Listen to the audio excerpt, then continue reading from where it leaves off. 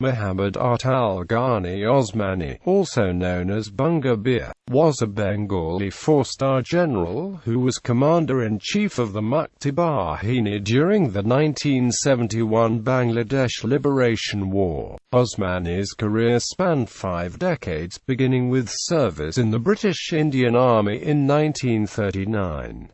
He fought in Burma during World War II, and served in the Pakistan Army until 1967. Osmani was appointed head of the Bengali Armed Resistance in 1971 by the Provisional Government of Bangladesh, and he is regarded as the founder of the Bangladesh Armed Forces. General Osmani retired in 1972. Osmani entered politics in independent Bangladesh, serving as a Member of Parliament and Cabinet Minister in the government of Sheikh Mujibur Rahman. He resigned from the government after he opposed the creation of BAKSAL. Osmani is credited with introducing Qazi Nazrul Islam's CHOL as Bangladesh's national march. Early life and education. Osmani was born to a land-owning family in Sunamganj, British India on 1 September 1918. He was a descendant of Shah Nizamuddin Osmani, a 14th-century associate of Shah Jalal. The Osmani ancestral villages in Deomir Union, Balaganj Upatsila. Osmani attended the Cotton School in Sylhet, matriculating at the Sylhet Government Pilot School in 1934. He won the Pretoria Prize for Excellence in English. Osmani studied geography at Aligarh Muslim University, and graduated in 1938. He enrolled as a cadet at the Indian Military Academy the following year. Military career. When he joined the British Indian Army, Osmani was a member of the 4th Urban Infantry from 1939 to 1940. He was commissioned as a 2nd Lieutenant Artillery Officer in October 1940. Osmani was initially attached to the 2nd Battalion, Duke of Wellington's Regiment, which was tasked with a New Delhi depot. After he completed the short mechanical transport course and junior tactical course, he was attached to a mechanical transport battalion of the 15th Corps and posted in Burma during World War II. British Indian Army. Osmani was promoted to temporary captain on 17 February 1941, and received a battlefield promotion to temporary major on 23 May 1942. Between 1941 and 1945, he held the posts of platoon commander, battalion adjutant, company 2 IC and battalion commander. From November 1944 to February 1945, Osmani was a Grade II General Staff Officer at his formation headquarters, completing the Senior Officers course after the war. He was attached to British Indian Army HQ Bihar and Orissa area from May to July 1946 before attending the Senior Officers course. When Osmani completed the course in February 1947, he was promoted to Lieutenant Colonel. He was posted to British Indian Army GHQ in Simla in the Quartermaster General and Ordnance branches until August 1947, and from August to 6 October 1947 as GSO2 at the HQ of Claude Affleck in New Delhi. Although Osmani had passed the Indian Civil Service examination, he declined a Foreign Service position in 1947 to remain with the Pakistan Army. He witnessed the end of the British Indian Army, representing Pakistan during the division of army assets between India and Pakistan. Pakistan Army. After the 1947 birth of India and Pakistan in 1947 following the departure of Lord Mountbatten, Governor-General of British India, Osmani joined the Pakistan Army on 7 October 1947 and was promoted to Acting Lieutenant Colonel on 7 January 1948. He was assigned to General Staff Headquarters as GSO-1, Coordination, Planning and Personnel. Osmani attended the long-term staff course at the Quetta Staff College and served with Yahya Khan, Tika Khan and A.A.K. Niazi, all of whom led the Pakistan Army against his Bangladesh forces in 1971. After completing the course, Osmani joined the staff of Army Chief of Staff Reginald Hutton in January 1949 and recommended the establishment of cadet colleges in East Pakistan. He later became an Assistant Adjutant General, Infantry after serving as a staff officer for 8 years. Osmani joined the Pakistan Army Infantry, with the rank of Major, and after induction training, he joined the 514th Punjab. He was posted as 2IC and Company Commander of the 5th Punjab Battalion of the 14th Punjab Regiment, part of a brigade commanded by Ayub Khan. In 1950, Osmani became commander of the 105th Brigade Training Team in January 1951 and commander of the 514th Punjab in May, followed by a 4-month tour of duty in Kashmir and Waziristan. Osmani disagreed with Chief of Army Staff Ayub Khan over the treatment of Ishfaq-ul Majid, the senior Bengali army officer who was falsely accused in the Rawalpindi conspiracy and forced to resign. In August 1951, Osmani left 514th Punjab and was posted as 3rd CO of the 1st East Bengal Regiment, the first Bengali to hold the post. In October, East Pakistan, Osmani became the CO of the 1st East Bengal Regiment, stationed in Jessore as part of the 107th Brigade. On 8 November 1951, he chose Bengali songs for regimental marching in its band, and the Bhattacharya became the regimental dance. Osmani ordered his NCOs to submit the daily situation report in Bangla. The display of Bengali culture was frowned on by his Punjabi superiors, who disliked the adoption of what they saw as Hindu culture. Osmani was commandant of the East Bengal Regimental Centre in Chittagong from February 1953 to January 1955. He also commanded the 107th Brigade in Jessore from April to October 1953, rejoining 1EBR as CO until February 1954. After Osmani completed the GHQ law course and left the EBRC, he became an additional commandant of the East Pakistan Rifles under the Provisional Government of East Bengal in March 1955. In the EPR, he expanded the recruitment of non-Bengali minority groups and ended recruiting from West Pakistan. GHQ Pakistan. Osmani, now a lieutenant colonel, was a senior advisor at Centre Headquarters in Baghdad as part of the Pakistan military delegation from December 1955 to May 1956. He was promoted to acting colonel in May 1956, joining the Pakistan Army GHQ at Rawalpindi as Deputy Director for Military Operations. In August and September 1957 he was an acting brigadier, serving as DDMO until May 1966.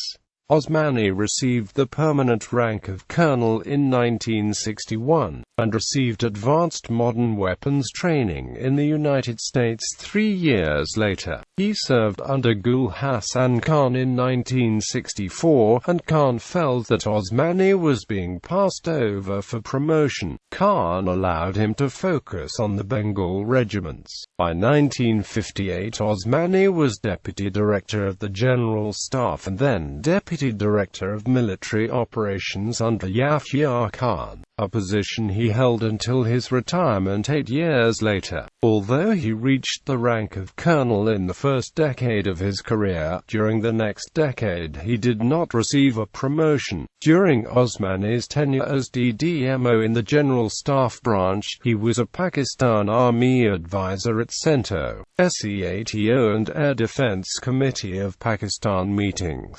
Bengali recruitment bottleneck. Pakistan was left with 6 infantry divisions and 1 armoured brigade after the division of the British Indian Army in 1947, and these formations were not fully equipped or staffed. The number of Bengali officers and soldiers in the Pakistan Armed Forces was small, due to the British preference for recruiting from the martial races and the departure of many non-Muslim Bengali personnel for the Indian Army. The Pakistan Army raised 2 battalions of the East Bengal Regiment from 1947 to 1950, and a number of Punjab regiments were inherited from the British Indian Army. The Azad Kashmir Regiment was created soon after the Indo-Pakistani War of 1947, when Osmani joined GHQ in 1956. 3 East Bengal regiments and the East Bengal Regimental Centre were part of the Pakistan Army. Over the next 9 years the number of Punjab regiments reached almost 50. The Frontier Force and Balig regiments were reaching the mid-40s and the Azad Kashmir Regiment was in the 40s.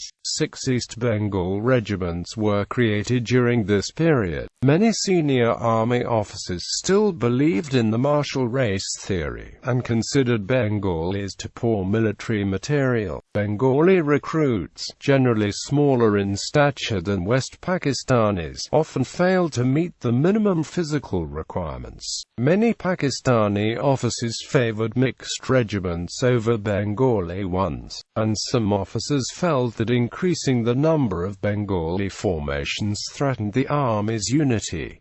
Role in 1965 war. Osmani was sidelined by the Pakistani generals, despite his service as DDMO during the Indo-Pakistani War of 1965, and he devoted himself to the East Bengal regiments. He complained that the Pakistani press suppressed the contributions of his 1st Bengal unit, which was posted in Kasur during the war. Successive Bengali and non-Bengali COs of the 1EB are built on Osmani's foundation, and under the command of A.T.K. Hackett's battalion received 17 awards for gallantry, the largest number of awards of any Pakistan Armed Forces unit in the war. When Osmani visited the unit and recommended a Nishani-Haider for a member, he was reportedly furious when the battalion CO declined his recommendation. He organized Bengal regimental reunions, seizing every opportunity to enhance the reputation of Bengali units in the Pakistan Army. After the war, Osmani chaired the committee tasked with determining future Army reserve and logistical requirements and was president of the Army Sports Control Board from July 1965 to April 1966.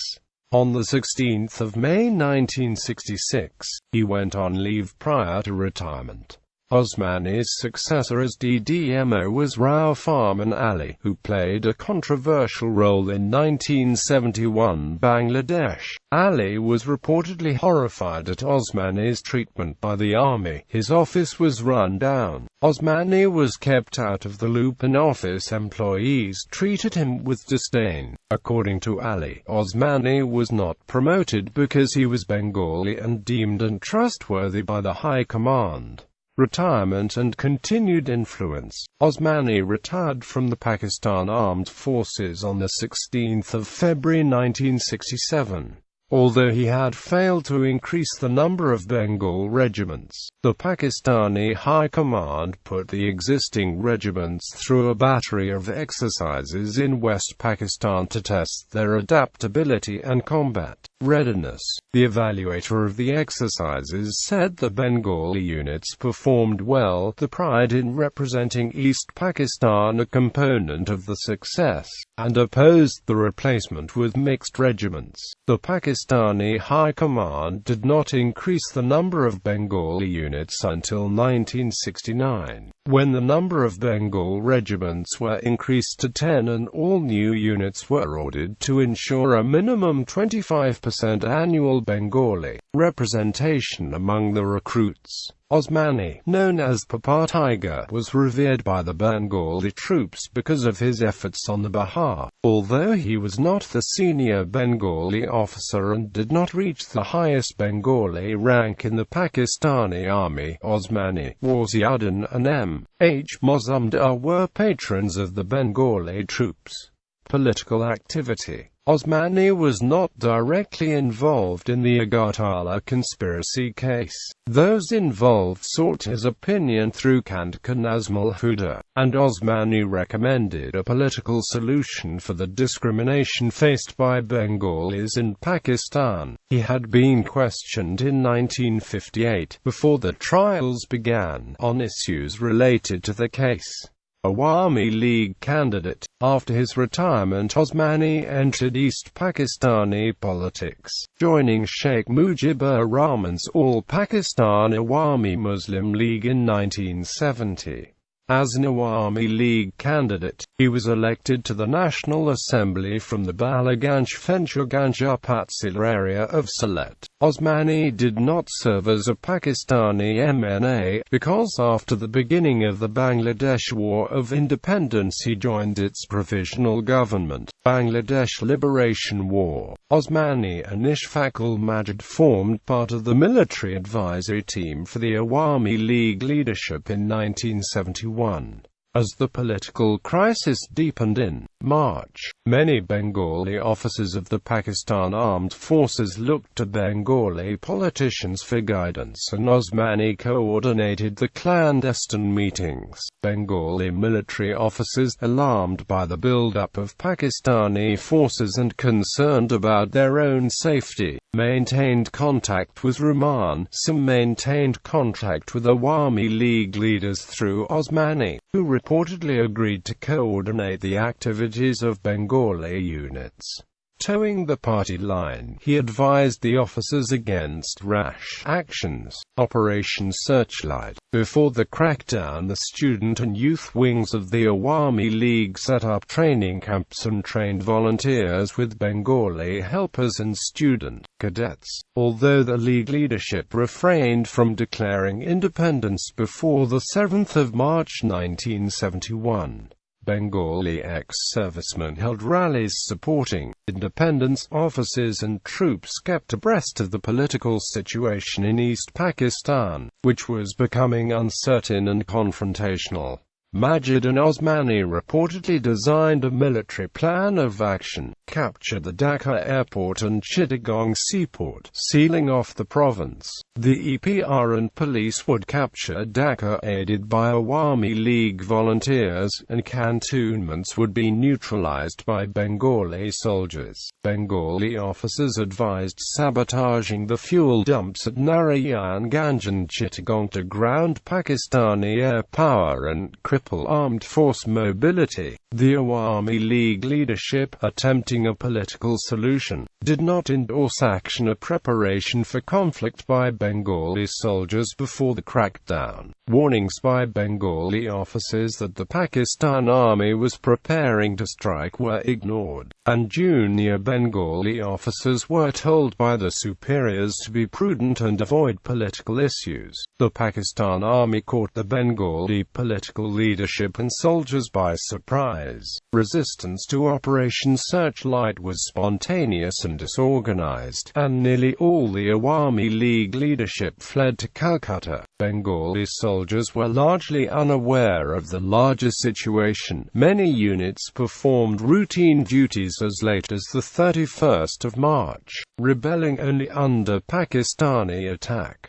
A general amnesty for Bengali troops suggested by Pakistani generals on the 31st of March was ignored. Ziaur Rahman was warned of Yahya Khan's departure and Pakistani troop movements, and his 26th of March declaration of independence was largely unnoticed. No countrywide communication reached Bengali soldiers to begin the uprising. They rebelled when they were attacked. Heard news of the Pakistani attack. Osmani was at the home of Sheikh Mujibur Rahman when Bengali officers informed Awami League leaders of Yahya Khan's departure and the army movements. After Rahman refused to go into hiding, Osmani hid in Dhaka until the 29th of March, shaved off his moustache and headed for the Indian border. He went to Jingira, then by boat to Daudkandi. Osmani walked and crossed the Gomati by boat with the help of a Bengali Army Signal Corps officer, reaching India by the 2nd of April 1971. Meetings at Teliapara. Osmani arrived at Teliapara, where the 2nd and 4th East Bengal Regiments established a temporary base with a member of the BSF on the 2nd of April 1971. He held a meeting of Bengali officers on the 4th of April, attended by M.A. Rab 2 EBRCOK, M. Shafiullah 4 EBRCO Khalid Musharraf 8 EBRCO Ziaur Rahman, Salahuddin Reza Qazi Nushaman and Shafat Jamil. Osmani proposed that the 2nd and 4th EBR occupy Kamila and asked Jamin to formulate a fire plan. After objections by other officers that the battalions would incur crippling losses, the proposal was dropped. Zia proposed that all available forces surround Chittagong to hold the area as long as possible. This idea was also dropped as impractical. The commanders agreed to send 2 companies to aid the 8th EBR under Ziaur Rahman. 5 sector commanders were appointed by Osmani: Ziaur Rahman, Khalid Musharraf, K.M. Shafiullah, Abu Osman Chowdhury and Salahuddin Reza. On the 7th of April, he instructed Q.N. Jamin to oversee operations in Sylhet. The officers agreed that a government in exile should be formed, with the Bengali forces under its authority. Osmani toured Mukti Bahini positions in Sylhet, and on the 9th of April he visited Aziz with 2 EBR Charlie Company near Sylhet. That day another conference took place, attended by Director General Rustamji of the BSF and Bengali officers. At the meeting Osmani was elected commander of the Bengali forces, and an agreement was reached with Indian officers on logistical assistance for Bengali forces. The need to form a government in exile was agreed, to prevent the struggle from being viewed as a military revolt. The conference abruptly adjourned when Osmani left after he heard that 5 PAF jets were inbound. The following day, 3 more sector commanders were appointed: Nazmul Haq and captains for Rangpur, Dinajpur and Barizal. The Pakistan Army appointed A.A.K. Niazi GOC for East Pakistan the same day. On the 12th of April, the Bengali government in exile at Agartala appointed Osmani commander of the Mukti Bahini. With the formation of the Bangladesh government on the 17th of April 1971, he was reinstated to active duty and appointed commander-in-chief. Early activities as commander-in-chief: Osmani took command of the Mukti Bahini after the 17th of April 1971.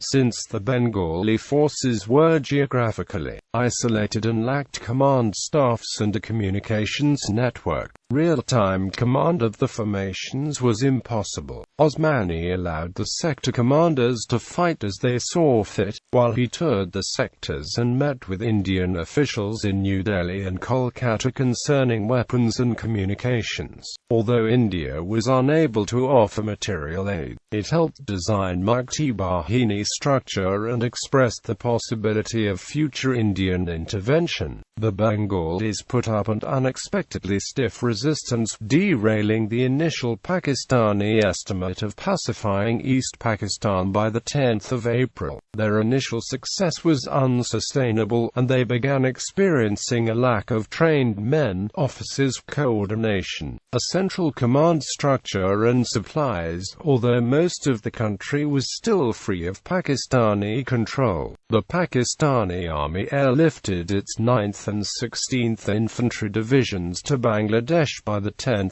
April, and was poised to seize the initiative. Amir Abdullah Khan Niazi, after a briefing by the departing East Pakistan GOC, implemented a strategy to clear all large cities of insurgents and secure Chittagong, to control and open all river, road and rail networks, to drive the insurgents away from the country's interior, and to launch combing operations across Bangladesh to wipe out the insurgency network. Bengali field commanders adopted a strategy of holding as much area for as long as possible. The Bengali political leadership hoped to keep the Pakistanis confined to the cities, while the government in exile sought diplomatic recognition and the resistance prepared for guerrilla warfare and awaited expected Indian military intervention. Indian involvement. The Pakistan opposed military action against civilians in East Pakistan out of concern for an Indian attack, which the Pakistan Army was unprepared to meet in March 1971.